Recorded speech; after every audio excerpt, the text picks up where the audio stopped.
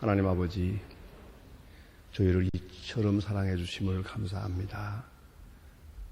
험한 세월 살아가고 있지만 평안하게 지켜주시고 아무것도 모르고 철없는 어린아이같이 그렇게 살아가고 있지만은 저희들의 손을 잡아 선한 길로 인도하시며 오늘에 이르게 하시고 늘 세속으로 기울고 세상 끝을 사랑하고 세상 유혹에 약한 저희들이건만 이렇게 믿음을 지켜 살며 건강을 지켜 살며 하나님 앞에 첫 시간을 이는 거룩한 규례를 따라 오늘을 살게 하시는 하나님, 그 은혜와 사랑 진심으로 감사드립니다. 하나님 아버지, 여기까지 인도하셨습니다. 남은 길도 인도하소서. 오늘까지 인도하셨습니다. 우리의 남은 생 주님께서 카운트다운 하고 계시는데 그 얼마든지 우리는 알 수 없지만은 주의 부르시는 그날 요단강을 건너가는 그날 아침까지도 주님 앞에 나올 수 있게 하옵소서. 그날이 긴지 먼지 가까운지 알 수 없습니다만은 그것은 저희와 상관이 없습니다. 다만 부르시는 그날까지 새벽 첫 시간은 하나님 앞에 꼭 바치며 그렇게 남은 새를 살게 하여 주시옵소서. 땅에서 쌓는 재물보다 하늘에 쌓는 재물이 많게 하옵소서. 나를 위해 쓰는 물질보다 남을 위해서 쓰는 물질이 더 많게 하옵소서. 나와 내 가족을 위해서 쓰는 것보다 오히려 우리의 도움을 필요로 하는 사람들에게 베푸는 그 손길이 더 크고 더 넉넉할 수 있게 하여 주시고 결코 선한 일에 인색하지 않고 베푸는 일에 그렇게 작은 마음을 가지고 하지 않게 도와주시기를 기도하옵나이다. 오늘도 나 자신을 위해서 기도하기보다 확실하게 내가 사랑하는 모든 사람들을 위하여 기도하며 또 내 세상적인 안위를 위해 기도하기보다는 이 민족과 이 결에, 이 교회에 하나님의 뜻이 이루어지기 위하여 간절하게 기도하는 저희들 되게 하옵소서. 내가 잘 살기 위해 일하기보다 많은 사람을 잘 살게 하기 위해서 일하는 오늘이 되게 하시고 구제할 것이기 위해서 열심히 뛰는 하나님의 사람들이 되게 하여 주시옵소서. 주여, 빛을 향해 살게 하시고 빛으로 충만한 생을 살게 하시고 하나님의 사랑에 늘 감격하며 그 사랑에 만에 하나라도 보답하고자 하는 충정된 마음으로 오늘 살게 하여 주시옵소서. 자비하신 주여, 오늘도 주께 크고 위대한 능력을 더하시옵소서. 주여, 말씀으로 함께 가시고 또한 말씀과 동행하는 생을 살게 하시고 말씀의 능력이 우리와 함께 하소서. 주의 사랑을 확증하는 그런 생을 살게 하옵소서. 하나님의 말씀을 바로 전하고 바로 들을 수 있게 하시고 이 말씀의 능력이 온 교회, 온 우리 앞에 편만하고 충만하게 하여 주시옵소서. 교회를 섬길 때마다 기쁜 마음으로 충정해서 늘 감사한 마음으로 섬기고 섬기는 대로 귀한 결실이 있게 해옵소서. 이 나라를 돌보시고 이 민족 위에 큰 은총을 내리시옵소서. 정직한 백성 되고 또 허황한 생각을 버리고 부지런한 근면한 백성들 되게 하옵소서. 행복지수가 높은 그러한 민족이 되게 하옵소서. 이 어려운 한국을 서로 신뢰하며 서로 참고 견디면서 잘 당해 나갈 수 있도록 도와주시옵소서.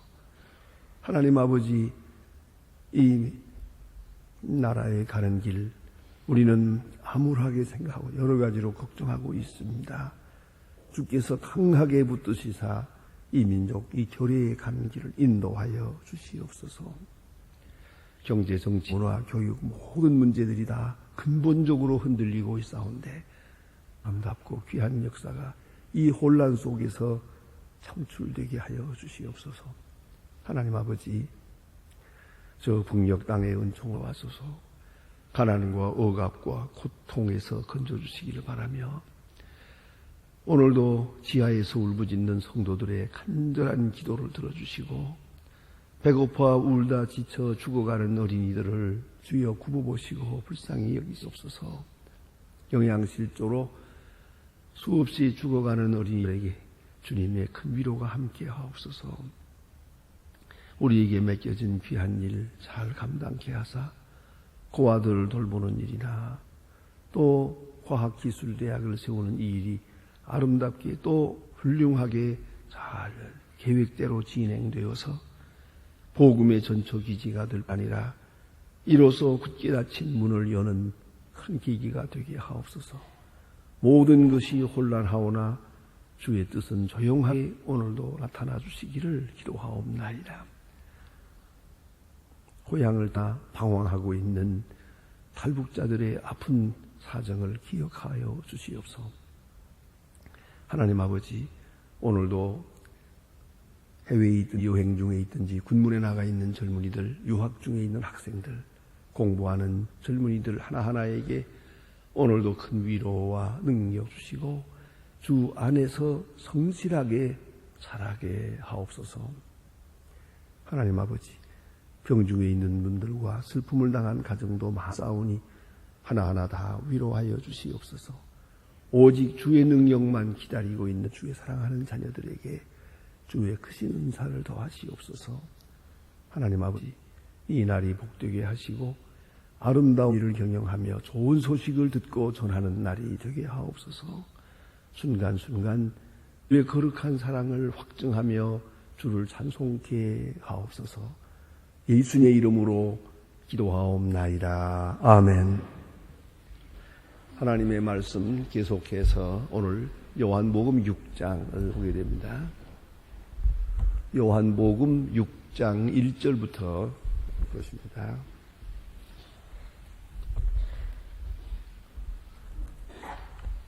요한복음 6장 1절부터 보게 됩니다. 오늘은 13절까지 보게 되겠습니다. 요한복음 6장 1절로 13절 찾으신 대로 저와 같이 한 목소리로 봉독하게 되겠습니다. 그 후에 예수께서 갈릴리 바다 곧 디베랴 바다 건너편으로 가시매 큰 무리가 따르니 이는 병이들에게 행하시는 표적을 보미로라. 예수께서 산에 오르사 제자들과 함께 거기 앉으니 마침 유대인들의 명절 유월절이 가까운지 예수께서 눈을 들어 무리가 자기에게 오는 것을 보시고 빌립에게 이르시되 우리가 어디서 떡을 가 이 사람들을 먹게 하겠느냐 하시니 이렇게 말씀하시면 친히 너희에게 갈때 가시고 빌립을 시험코자 하심이라. 빌립이 대답하여 가로되 함스러워 먹게 하라. 여기 말해서 야리오니 떡이 부족하리이다. 제자 중 하나 곧 시몬 베드로가 안드레가 예수에게 여짜오되 여기 한 아이가 있어 포도떡 5개와 물고기 2마리를 가졌나이다. 그러나 이것이 이만 사람에게 얼마나 되겠사옵나이까. 예수께서 가라사대 이 사람들로 앉게 하라 하신대 그곳에 잔디가 앉은 사람들이 앉으니 그 수요가 5,000쯤 되더 예수께서 떡을 가지사 축사하시고 앉은 자들에게 나누어 주시고 고기도 그에게 주고 저희가 배부른 후에 예수께서 제자들에게 이르시되 남은 곽을 거두고 버리는 것이 없게 하라 하시므로 이에 거두니 보리 5개와 물고기 남은 조각 12광주리에 잡니라. 아멘. 오늘 예수님께서 5,000명을 먹이신 중요한 기사, 어떤 성격에서는 아마 예수님이 행하신 모든 기적 중에 가장 큰 기적 중에 하나를 여기서 볼 수가 있습니다. 아마도 예수님께서 행하신 이적이 아마 극치적인지라고 한다면 나사로가 죽은 다음에 나흘 만에 무덤에서 살려냈다는 이야기, 그것이 아마 제일 큰 기적이 아닐까 생각합니다.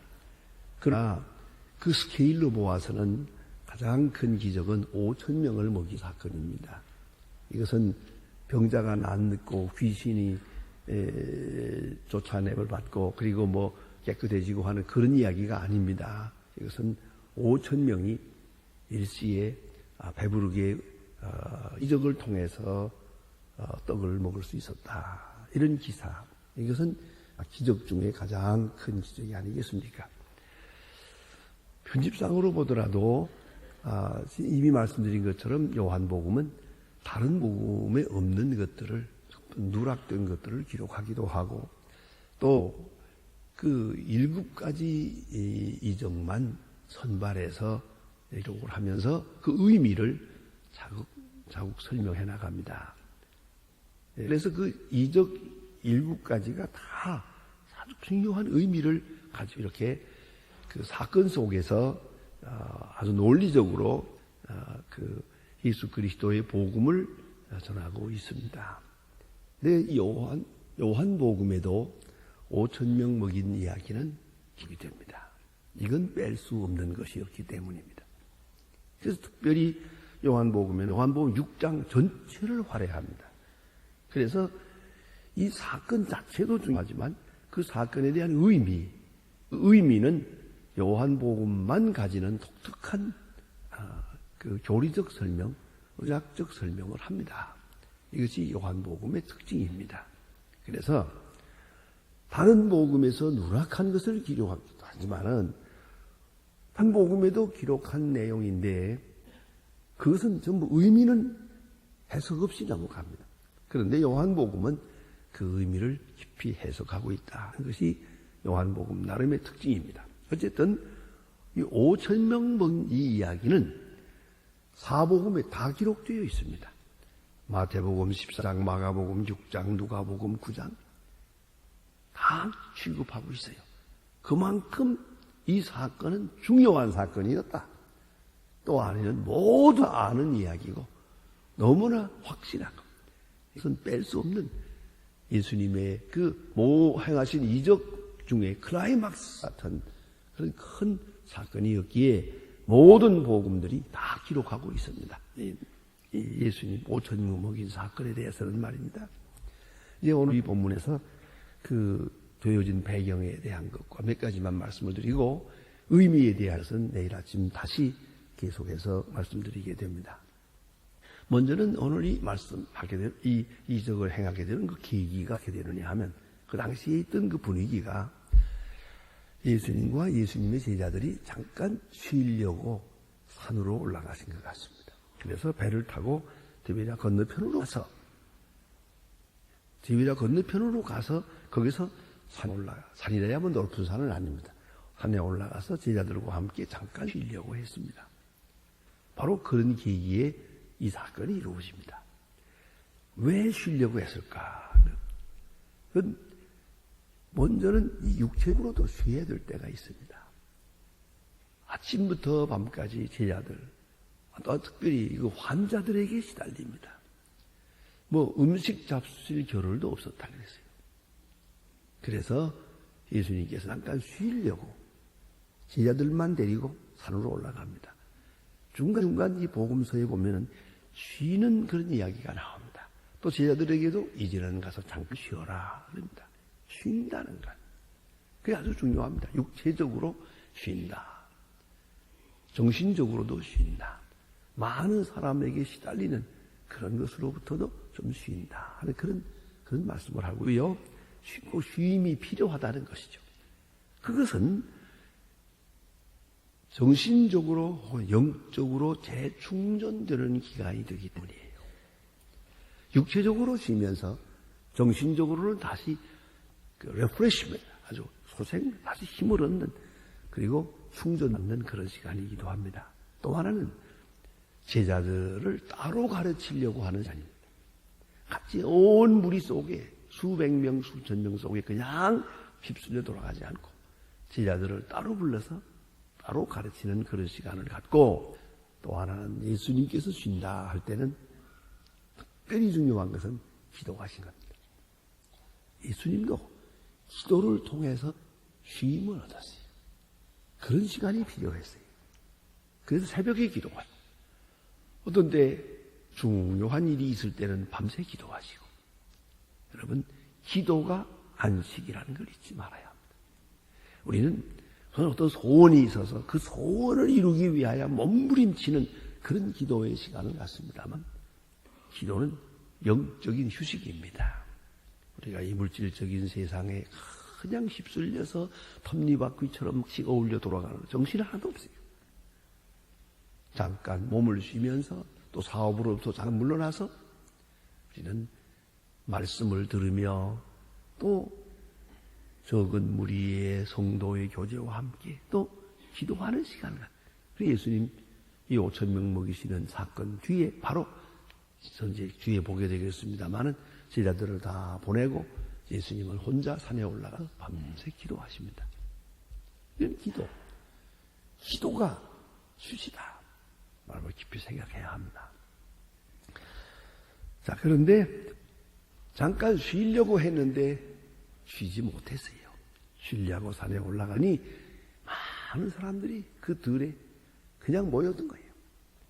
이 사람들은 사실은 모름지기 6월절을 지키기 위하여 예루살렘으로 가는 사람들입니다.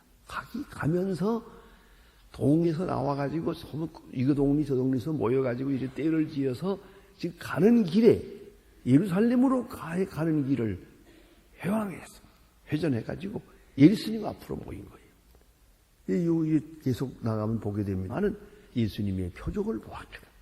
예수님이 이적 행하신 것을 보았거든. 오죽 소문이 나겠니까? 이런 병자가 났대, 이런 귀신이 나갔대, 뭐 이런 있었대. 소문이 나니까 본 사람도 있고 못 본 사람도 있고. 그렇잖아요. 어떤 사람은 이런 이적을 보았고 어떤 사람은 저런 이적을 보았고. 예수님을 직접 만난 사람은 많지 않고 소문에 소문을 더해서 그냥 막 전파만파 이렇게 소문이 퍼졌거든요. 이 사람들이 집을 떠나서 예루살렘으로 가는데 그냥 갈 수 있어요? 예수님을 모시고 가야겠다. 예수님을 만나보고 가야겠다. 억지로라도 모시고 가서 이번에는 가서 예수님을 왕으로 섬기게 하는. 이 나라의 새로운 여명의 아침을 보아야겠다. 그런 생각을 한 거예요. 그 정치적인 목적도 많아요. 그래서 예수님 앞으로 쫙 모여드는데 어느 사이에 5,000명이 모여요. 각 동마다에서 모여가지고 예루살렘으로 가던 사람들이 길을 이쪽으로 돌려서 5,000명이 모여라. 그런 이야기입니다. 자, 그러면 어쩌면 짜증낼 수도 있어요. 이거 좀 쉬려고 했더니 저 사람들 또 왜 찾아오나. 도대체 쉬도 못하겠구만. 그런 일이 아무리 선한 일을 하지만 너무 지치면 마지막에 그만 이렇게 짜증을 내는 경우가 많이 있는데 오늘 성경에 본 대로는 예수님이 그렇지라요. 그래서 마가복음 6장에 보면 그런 말씀을 해요. 목자 없는 양과 같도다. 목자 없는 양과 같이 저렇게 떼를 지어서 헤매고 있구나 생각을 한 거죠. 목자 없는 양이 이리저리 헤매는 것과 같이 그렇게 보았어요. 얼마나 불쌍하냐. 그런 거로 내가 참 목자가 되어서 저들을 맞아줘야겠고 저들을 인도해야 되겠다. 불쌍히 여기는 마음을 가졌다는 것이죠. 이것은 병자를 불쌍히 여기는 것과 다릅니다. 지도자 없는 무리를 불쌍히 여겼어요. 목자 없는 양과 같은 이스라엘의 무리를 불쌍히 여겼습니다. 들러 나오는 사람들, 예수님을 만나러 모여드는 사람들을 보고 목자 없는 양과 같이 생각하고 내가 그들의 목자가 되어야겠다. 참 목자를 찾아 헤매는 그들을 불쌍히 여겼다는 것이옵시다. 사실 좋은 지도자를 만나지 못한다는 것 불쌍한 거죠. 거기에 결정적인 운명이 있기 때문이죠. 불쌍히 여겼다. 또 한 가지 본문에서 자세히 이게 앞뒤를 보면 마가복음 14장이나 마가복음 6장 37절이나 마태복음 14장에 보면 5,000명을 앞에 놓고 예수님께서 가르쳤어요. 이제 해가 뉘우뉘우쳐 가는 거예요. 이 사람들 예수님 만나는 그것 때문에 배고픈 줄도 모르고 밥 먹어야 될 시간이 가까우는 줄도 모르고 이제 집에 또 마을로 돌아서 음식을 사 먹어야 되는데 이 생각 전혀 못하게 돼요. 너무나도 신기하고 은혜로워서 예수님 중심에서 이렇게 들판에 5,000명이나 모여가지고 이렇게 한다 이 말입니다. 예? 이렇게 지냈다고. 여러분 5,000명이라는 게 얼마나 되느냐? 우리 교회 이 예배당이 본당에 지금 꽉 차면은 이것이 3,500명입니다. 그러니까 이보다 더 많다고 생각해 보세요. 얼마나 많은 무리가 예수님 앞에 그 들판에 모였어요. 5,000명의 무리가. 예수님은 그들을 불쌍히 여기는데 특별한 방면으로 불쌍히 여겼어요. 이제 집에 돌아가겠는데 해가 지면 돌아가겠죠? 마을로 돌아가겠는데 가다가 지칠까 하노라. 그런 말씀을 하세요. 아주 용의 주도하세요. 뭐 한 끼 굶는다고 죽습니까? 그냥 가라. 그럴 수 있어요. 그런데 아주 세밀하게 생각하십니다. 가다가 지칠까 하노라. 물론 다 지치지 않겠지요. 약한 사람, 몇 사람 지치겠지요. 예? 예, 아침 먹고 여기 와서 하루 종일 지냈다면 저녁 때가 되면 저녁 식사를 못하게 되면 지치겠죠. 그것을 염두했다는 것이에요. 지칠까 하노라. 그래서 예수님께서 그들에게 떡을 줘야겠다라고 생각을 했어요. 이게 얼마나 중요한 마음입니까? 좀 더 요한복음에서 다시 볼 수 있는 것은 요한복음 1장에서 2장에서 보지 않았습니까? 가나의 잔치가 있었는데 포도주가 떨어졌어요. 잔치가 끝나기 전에 포도주가 떨어지니까 이게 또 얼마나 어렵겠어요. 이거 안 되겠다. 모자란 포도주를 예수님께서 이적을 통해서 보충해 주시는 걸 볼 수가 있어요. 얼마나 참 귀한 마음입니까? 뭐 꼭 굶어 죽는 사람 살리는 것만 요한 게 아니에요. 지칠까 하노라. 병자를 고치는 것만 중요한 게 아니에요. 지치는 것도 생각해야죠. 예? 이런 깊은 배려가 있었다. 그런 궁유를 하심을 있었다는 것이죠. 그 다음에 이 무리들이 많이 모여들었는데, 예, 사람들이 이렇게 모인 것은 억지로 예수님을 왕으로 삼으려고 하는 그런 묘적이 있었고, 또 한편으로는 표적을 왔기 때문에 표적의 주인공들은 예수를 실제로 만나기 위해서 이렇게 많은 사람들이 모든 것 같습니다. 자, 그런데 예수님께서는 빈을 시험합니다. 너희가 먹을 것을 주라 그래요. 너희가 먹을 것을 주라. 마가복음 6장 37절에 보면 너희가 먹을 것을 주라. 어떻습니까? 그 못 줄 걸 알고 말씀하시는 거예요. 아니, 뻔하지 않습니까? 5,000명밖에. 이거 뭘로 먹이겠습니까? 그러나 예수님은 말씀하여 너희가 먹을 것을 주라.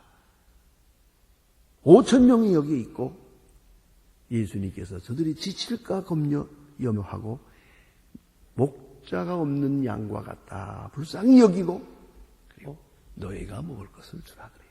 무슨 말입니까? 한다는 거 뻔히 알고 있어요. 빌립이 대답합니다. 이거 이긴다고 하더라도 200데나리온이 있어야겠습니다.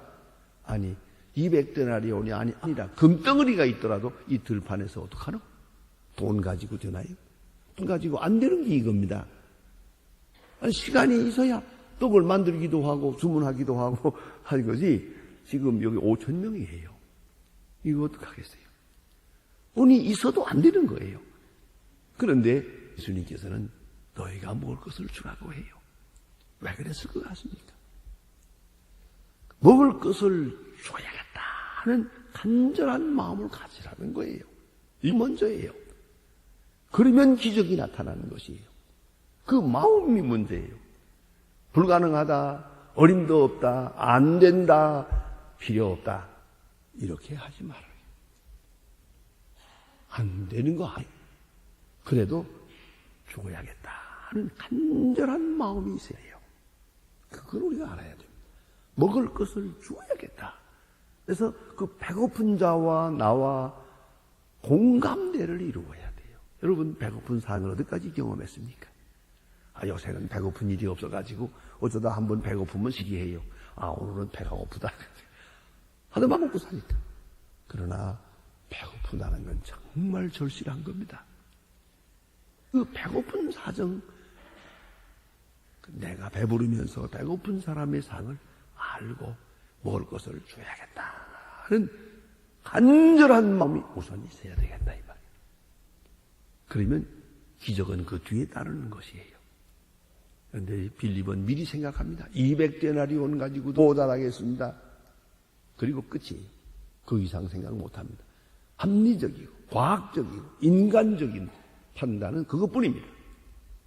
그러나 예수님은 그렇지 않았습니다. 먹을 것을 주고자 했습니다. 없지만 주고 했습니다. 가진 거 없지만은 꼭 주어야겠다고 생각했습니다. 불쌍히 여겼습니다. 이적이 나타나게 됩니다. 그걸 잊지 말아야 합니다. 그 다음에 여기에 주신 말씀 가운데 또 하나 재미있는 것은 안드레가 어린아이가 가지고 온 떡을 이거 하나 있는데요. 보리떡 5덩이와 물고기 2마리인데요. 이런 얘기를 하잖아요. 보리떡이라는 건 모든 떡 중에 가장 싼 거예요. 가장 가난한 자가 먹는 떡이에요. 그게 보리떡이고요. 또 물고기라고 하는 말이 너무 재미있어요. 이게 이제 마태, 마가, 누가 공간 복음에서 익서스라고 그랬어요. 익서스라고 했지만은 요한복음만은 업사리온이라 그랬어요. 너무너무 재미있습니다. 이런 게 이제 공부할 때 이런 걸 발견하게 되면 큰 재미를 느끼게 되는데요. 물고기도 달라요. 여러분 아시는 대로 요새 명절 뭐라고 그럽니까? 그냥 잡아온 걸 생태라고 그러죠. 또 말리면 부고라고 그러대요. 부고라고 그러고요. 이름이 달라요. 그것처럼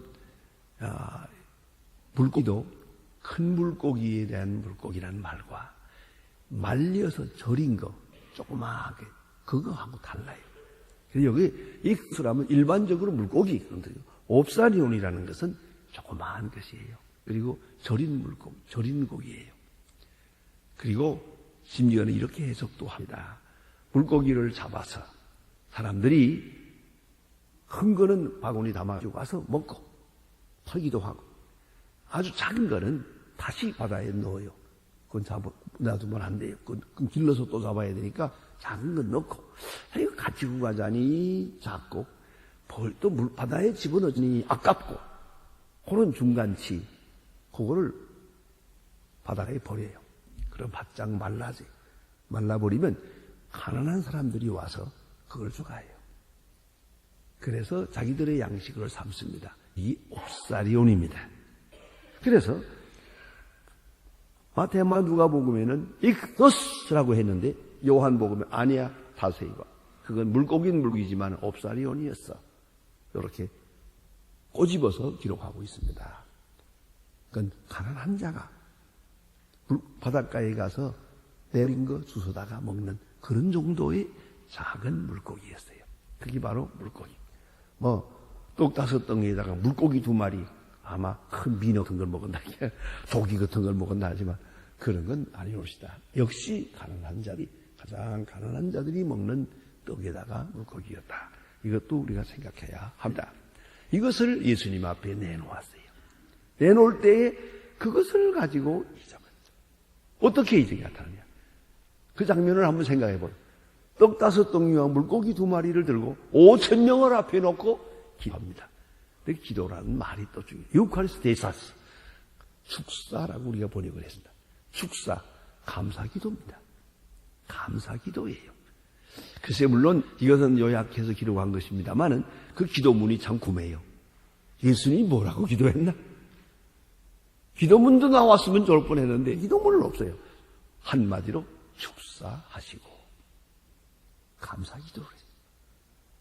5,000명을 앞에 놓고 턱없는 물고기 떡 5개를 손에 들고 하나님을 우러러 하나님께 감사의 기도를 했어요. 하나님 감사합니다.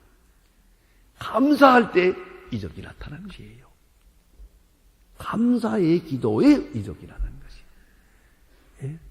그 모든 어려운 여건을 넘어서 먼저 하나님 앞에 감사 기도를 할 때 이적이 나타났고요. 그 다음에는 이것을 나누어서 사람들 앞에 갖다 줍니다. 이게 전도자예요. 예수님이 이적은 행하고 이적의 그 나를 분배하는 것, 배정하는 것, 나누어 주는 것은 전도사들이. 이게 바로 전도인이 옵시다. 주님의 복음을 이 사람 저 사람에게 전하는 것이죠. 그 다음에 하나 또 있어요. 버리지 말라 그랬어요.